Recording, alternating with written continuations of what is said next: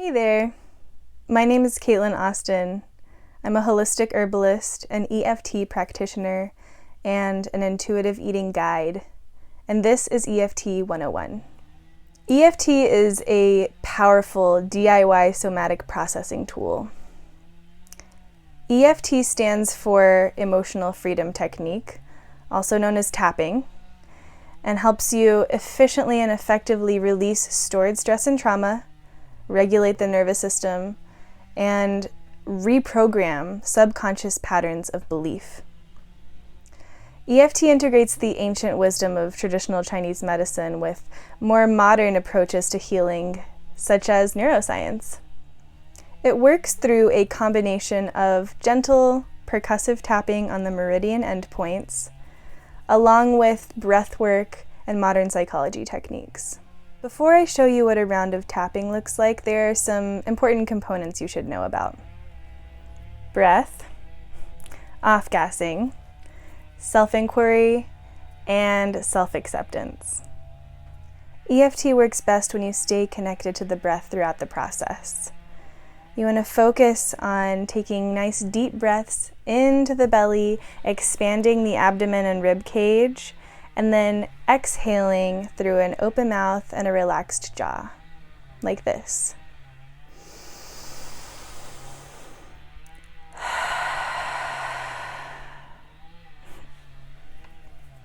Breath is important here because breath is one of our most powerful self-regulating tools.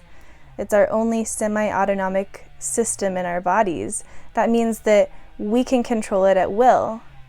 And the breath is tied to the nervous system, the cardiovascular system, pretty much every system in the body. So make sure that you stay connected with your breath. The second component is off-gassing. This is what we call the release of stored stress and trauma. And it can look like a lot of different things. It can look like burping, yawning, eyes watering, tingling sensations moving throughout the body, waves of energy, temperature changes, or it can be more subtle than that. All forms of off-gassing are natural and completely normal. 3, self-inquiry. So this is the part of the technique where we get into the story behind your issue. Whether you are tapping alone or with a practitioner, having a moment of inquiry into all of the different aspects that hold your issue together is absolutely essential. You can do this process of self-inquiry intuitively, just asking yourself any questions you feel are applicable to your issue. Or there's something called the core causes questions, which can be really helpful if you're really wanting to get deeper into the roots of a particular issue. You can find examples of the core causes questions on my website. If you don't know where to start with this process, a helpful thing to remember is who, what, when, where, why, and how. What is the issue? How does it make you feel? Who might you have picked this up from, or who does this remind you of? When did it start? Where do you feel the sensations in your body? And why might you be holding on to this? Acknowledging the answers to these questions out loud triggers the mirror neurons and sets the stage for powerful insights and major releases. The fourth component of this technique is self-acceptance. You'd be surprised what things can shift when you accept what is. Sometimes, though, this can be really hard, especially when you've gotten so used to judging or blaming yourself around an issue or have had this issue present for a long time. When we practice acceptance for ourselves, for the situation, and for others, we begin to create the possibility of what could be.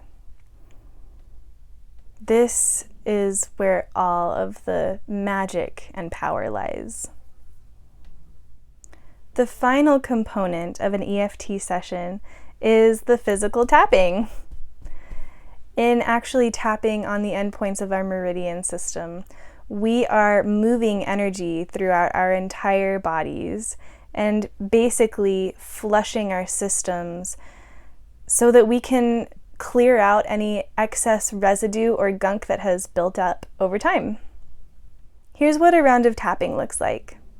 So first we're going to start on the front of the chest, massaging around gently in the upper pectoral region, just trying to find a sore or tender spot. And this is where we're going to be doing our setup. Next, we'll start to tap at the beginning of the eyebrows. Then we tap on the temples, under the eyes on the cheekbones, underneath the nose, underneath the lips, tapping all over the chest. Don't forget to breathe.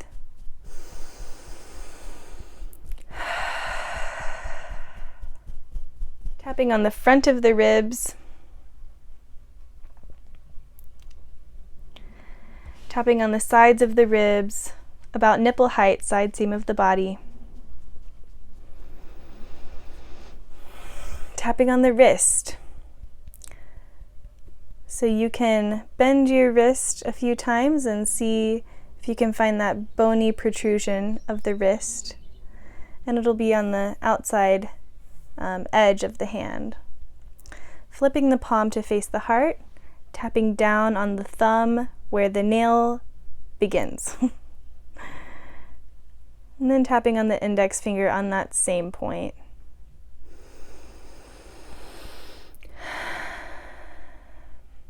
Tapping on the middle finger, same point, right at the edge of the fingernail. Tapping upwards on the bottom of the fourth finger.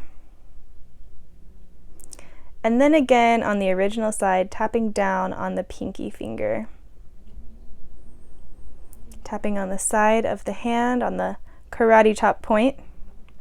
And then all over the head, back, top, and sides of the head. And that's it. That's a full round of tapping. So those are the basic components of the emotional freedom technique. It sounds really simple, but you'd be surprised at how profound the results can be. But don't let me convince you. Give it a try for yourself and see what it does for you. I'm Caitlin Austin, and this has been EFT 101. For more information, you can check out my website at vital.nectar.holism.com. I look forward to hearing from you. Thanks for watching. Bye!